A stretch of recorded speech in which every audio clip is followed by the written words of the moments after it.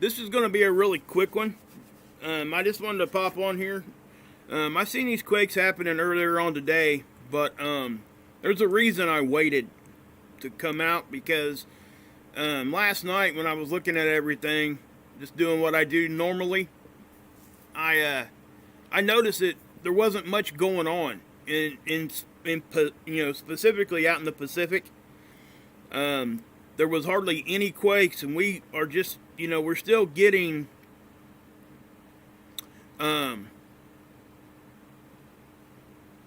we are still getting I'm sorry.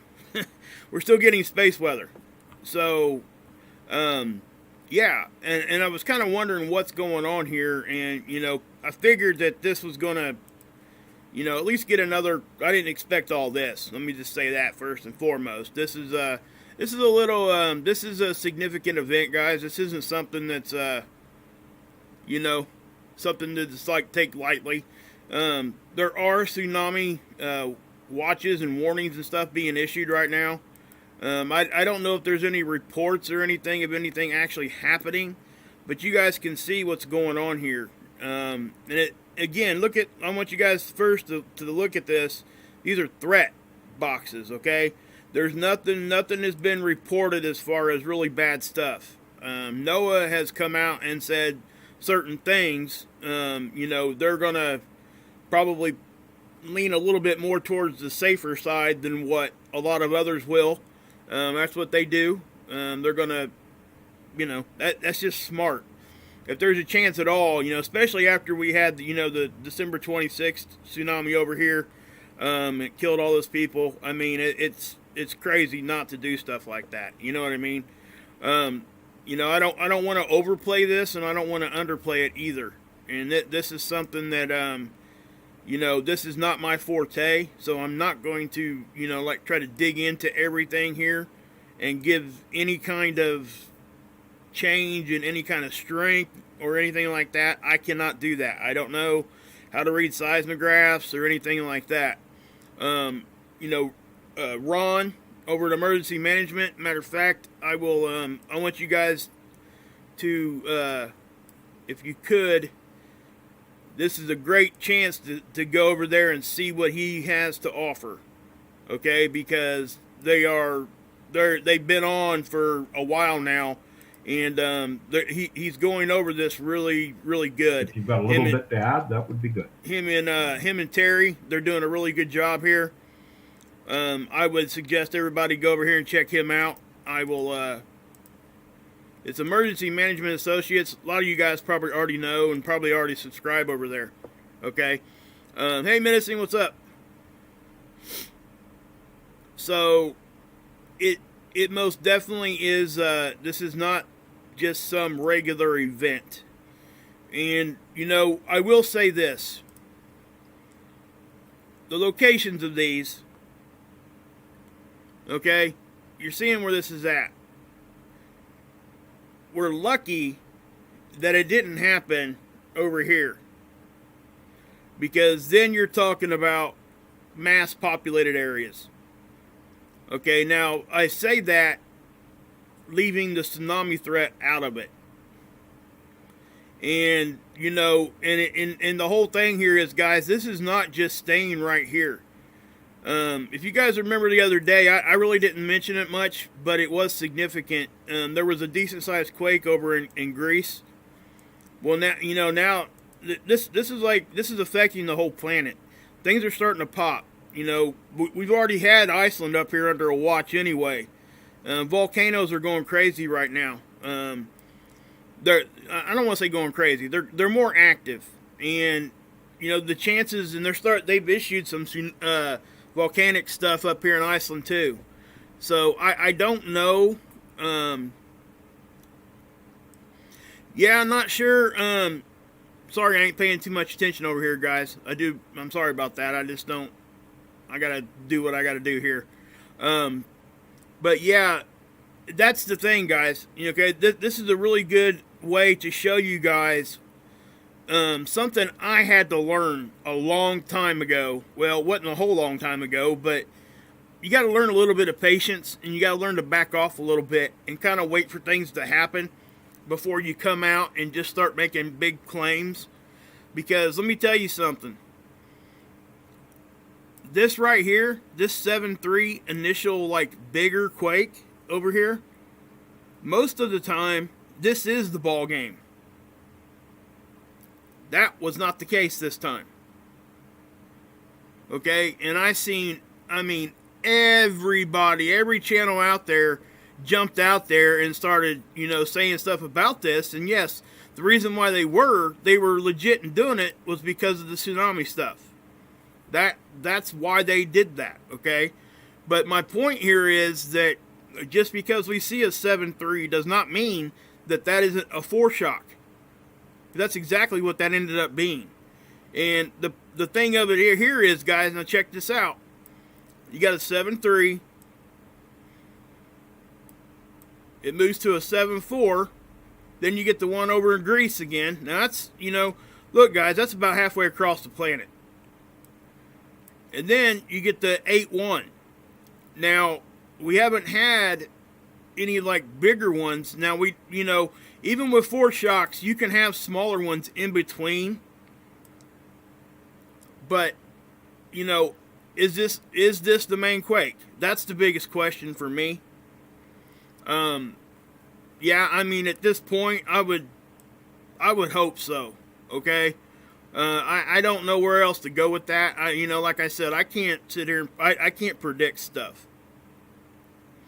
And yeah, Ricky makes a good point. There were multiple quakes and multiple different depths.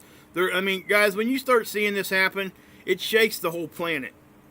These bigger ones do. Now, there was a couple quakes over here, and what I'm going to do is I'm going to change the filter real quick. Let's go 7 days, 2.5 and above. I'm doing this for a reason here real quick. Look at this one up here. I didn't see a whole lot of people talking about that one. That's not up there. That's like, yeah. You don't get no further than the North Pole right there. That is just what it is. Okay? That is like way far north. And that's a significant quake. That's a 5. So, that's stuff that I've been looking at, and I just really didn't, like I said, I'm not an earthquake guy. I'm trying to get better at it. But, I'm not going to come out and make some big claims and stuff because I just don't have that confidence with it. And I do think that, when we're looking at these kinds of things, we definitely, you ask yourself what could possibly be causing this stuff. Well, some of this stuff is just normal. Okay?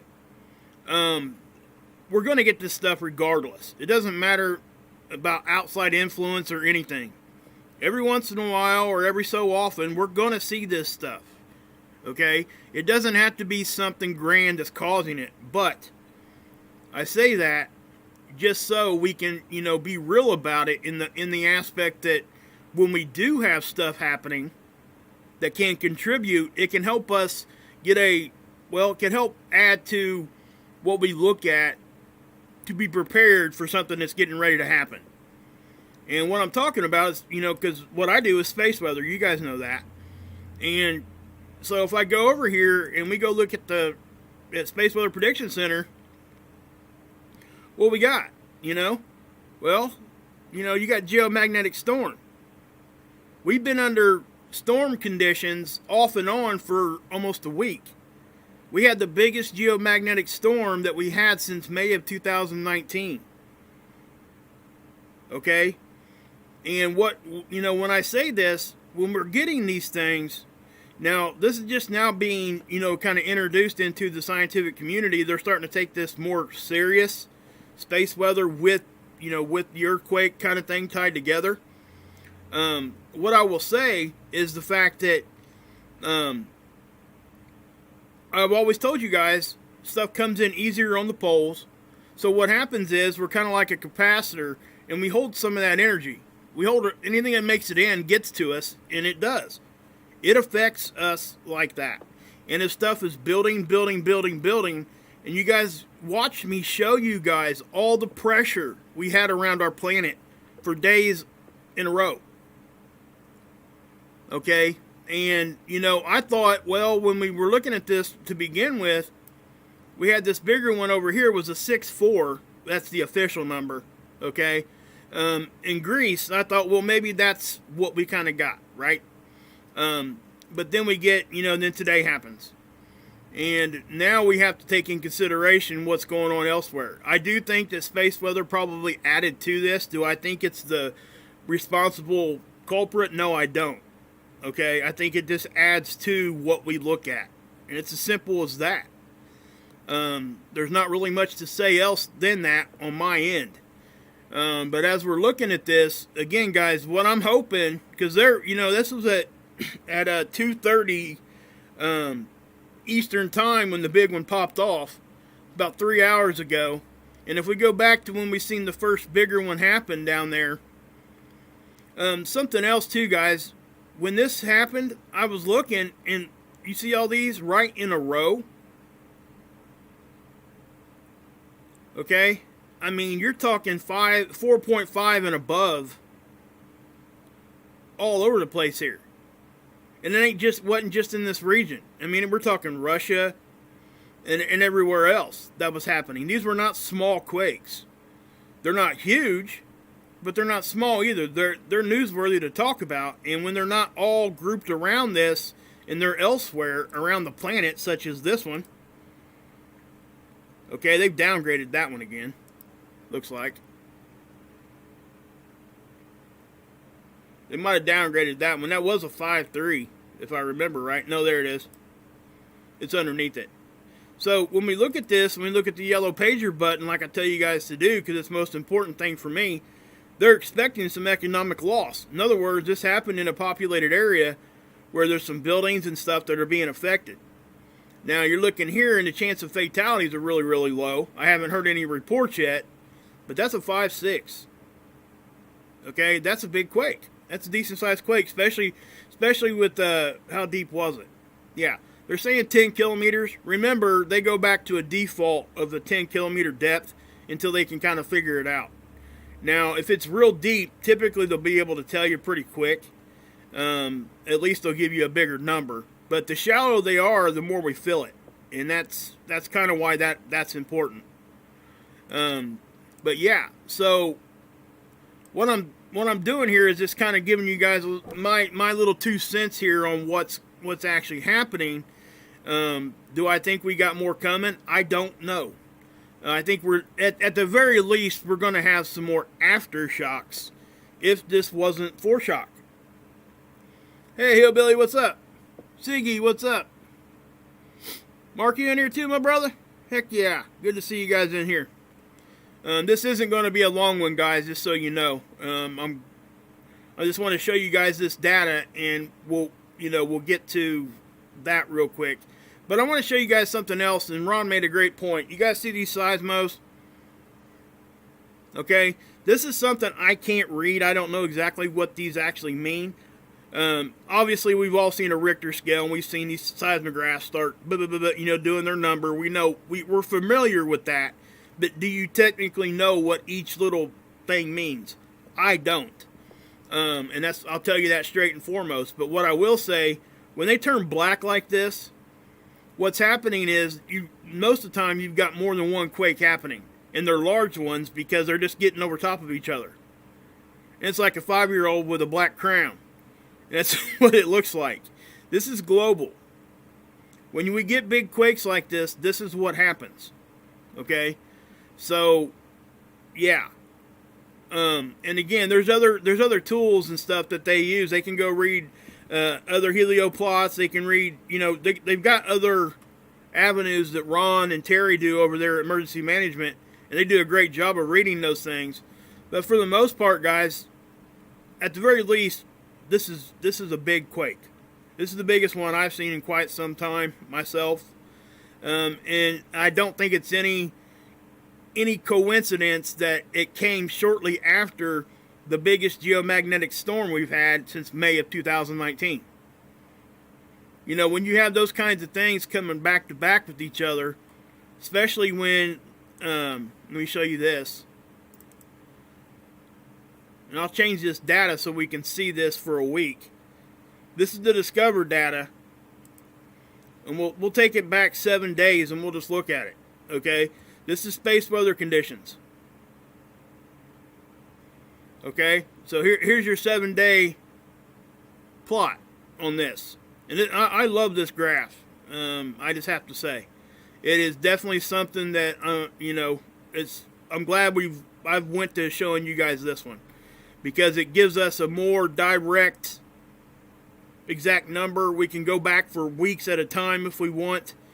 But anyway, if we look at the dates and stuff on here, we go back to the 26th. Look what starts happening. Okay, this is down and during these magnetic storms we were having. All right, look at the solar wind here. This is true readings here. Okay, these are getting close to 700 kilometers a second. Now that's probably the fastest wind, consistently fast wind that we've had again in quite some time. The BZ, the BZ never even got really to -6, which is the number we usually look for, during this last geomagnetic storm. It got there for a minute, but this stuff was able to overcome that, even though the angle wasn't, the best it could be to really drag in some of that storm. So that's what I want to say there. And, it's not a coincidence that all this stuff happens just prior to. Now, I want to make, this is just an observation I've made, and I've done this in the past, and it's happened like 3 times now. We get these geomagnetic storms, and then, as we're coming down off of it, the pressure on our planet starts to release too. Okay, from that magnetic pressure. It starts to, get a little bit not as strong. Okay, you see this, right? Remember earlier on in the week, this whole area was red. I mean, we were really getting smacked from this thing. So you ask yourself, I guess, you ever had a pair of shoes that was too tight? Okay, and it was a new pair of shoes and you were breaking them in, right? And at the end of the day, when you got home and you took them shoes off,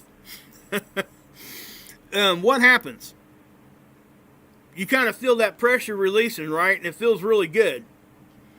Well, I think sometimes, magnetically, that's kind of what we experience. And that's a very basic, I'm not getting real, again, I can't get scientific with earthquakes, so I don't know them. I don't.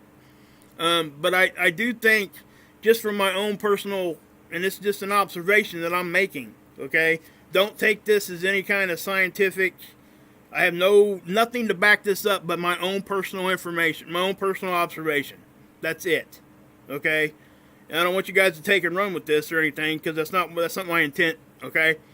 But when we start to release, it just makes sense for me that stuff could start moving around. And, when we get hit with this, geomagnetism or whatever's happening, and we get kind of squeezed, sometimes we see quakes when that first starts happening. And I've noticed that sometimes we see it on the back end of that, when stuff starts to quiet back down, at least geomagnetically. And it's just an observation that I've made, okay? I don't have any data to show you or nothing like that. But again, in my own mind, I try to simplify it the best I can for myself. So for me, it's like I just said with the, a new pair of shoes analogy, where it's kind of squeezing on you, and then you let go. When you take your shoes off at the end of the day, you let it go, and there you go, right? So yeah. So is that what's happening here? No, I don't think that's the whole story. I don't think it at all. What I do think is, I think it all of it together comes together to cause stuff like this.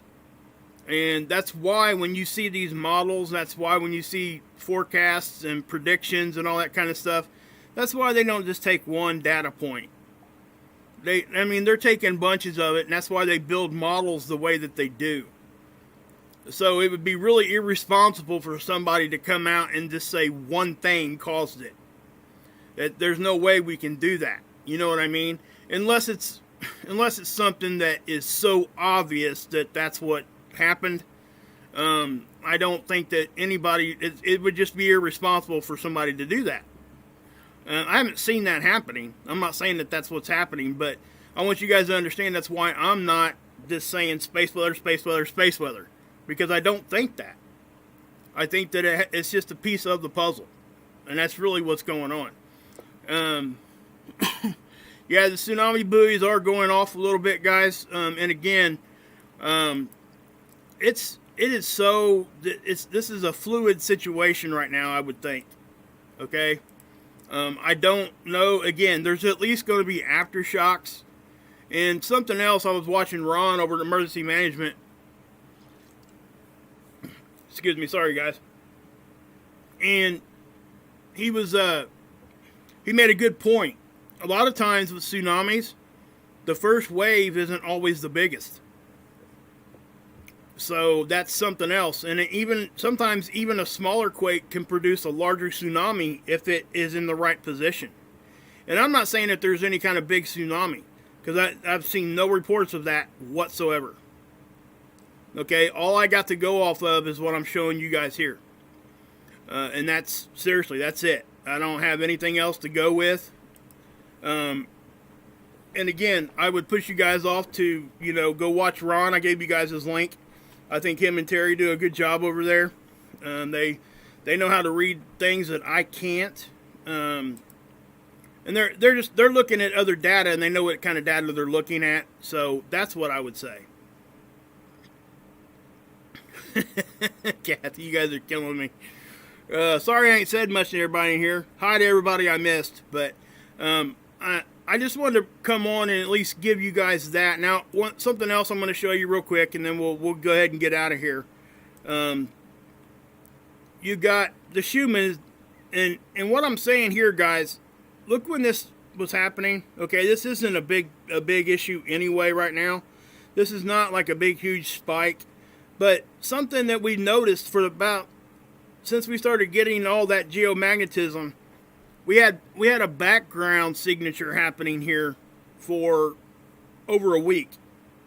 Okay, then we started seeing this, and this is directly related to that coronal hole.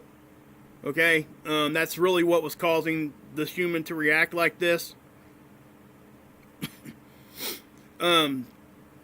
No, I haven't reported on that space hurricane yet. Guys, that is actually something that, they seen years ago. That ain't something that they seen yesterday, just so everybody understands that. That space hurricane, they were, and it's not really what we would think of. They're calling it a hurricane just because that's what it looked like. That's not really what it was doing. If I remember right, I think they seen it over the North Pole. And, I guess it would be kind of like what we see with the solar vortexes. It's probably magnetism following magnetic connection lines or something, just kind of moving in that direction. I haven't, no, but to answer your question, I have not reported on that, and I really haven't even researched it a whole lot. I just seen an article, and I just kind of grazed over it and kept going. But, when I see it, and it says they seen it years ago, it ain't something that's current. I do look at those things, and I will put that in my memory bank and just kind of, and we'll come back to it. But as far as that goes, that definitely was something that it's kind of cool.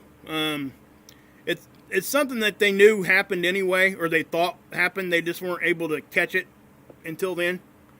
It's cool stuff to look at. It's interesting, really, really interesting.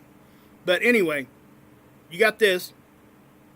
Yeah, you're welcome, Innocent. That's definitely something that those are cool stories, and I try to bring those to you guys sometimes because they can help shed some light on some things sometimes. When they theorize, I'm not saying this is what happened with the solar hurricane or the space hurricane or whatever they're calling it. When they theorize stuff and they don't actually physically make an observation yet, when they actually are able to catch that and observe it, it's a big thing. Okay, that's what gets people excited because it's proven what they thought was there. They probably already knew it was already happening. They knew it. They knew it was. They were theorizing. Well, they were able to use that observation as proof. So that's what I would say there. But that's a good story, guys. It really is. Anybody needs to research that out, go look at it. I mean, I'll probably talk about it again later, just not here. So again, guys, my gut tells me that this is probably the big one, okay?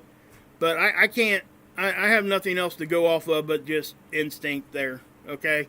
Are we gonna, because the thing is, guys, like I said, it progressively got stronger. 7.3, 7.4, 8.1. And yeah, they're at different depths and everything else. So, I mean, these are, you know, the first initial one was at 56 kilometers. That's not real shallow. That's not real deep. So, so yeah, this is something that it's a cool thing to look at these kinds of things. And you know, when we're talking about the space hurricane, those things are awesome stuff. I'm really intrigued by stuff like that. So I'll try to, you know, go look up some articles and stuff on that and see if I can't bring it to you guys and see what we got. But as we got this right here, again, guys, is this the main quake?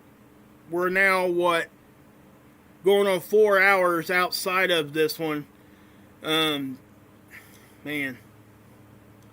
12. Yeah, I mean, I would think, but again, just keep your head on a swivel. Pay attention if you guys are over here in these areas.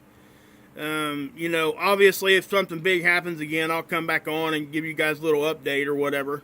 But I am going to go ahead and get off here, guys. I got family obligations and stuff I got going on here. I just wanted to pop on here for a minute. Bless you guys. Hope you guys are having a great week. I really hope you guys, you know, hang out. Go check out, you know, Ron. I'm not sure if he's still on or not. Yeah, he's still on, guys. So if you get, I don't see him coming off air for a minute. Okay, there's a lot of stuff going on, so that's his, you know, this is his, what he does. So, but I wanted to, you know, just kind of put my 2 cents there for, you know, if space weather had any effects on this at all. It could have. My opinion, again, yeah, I think it might have had a little something to do because we did. Back at you, Nibby. Optics, what's up? Germ, what's happening? Tab P. Hilly, Menacing, just saying hi to everybody real quick. Tab. Ricky, what's up? Muse, Schumann. AB. Sorry if I missed anybody else, guys, but I know it's kind of a little fast here, but I do got to go get, I got some stuff going on, so. God bless, guys. Yahusha saves, and you can drink this.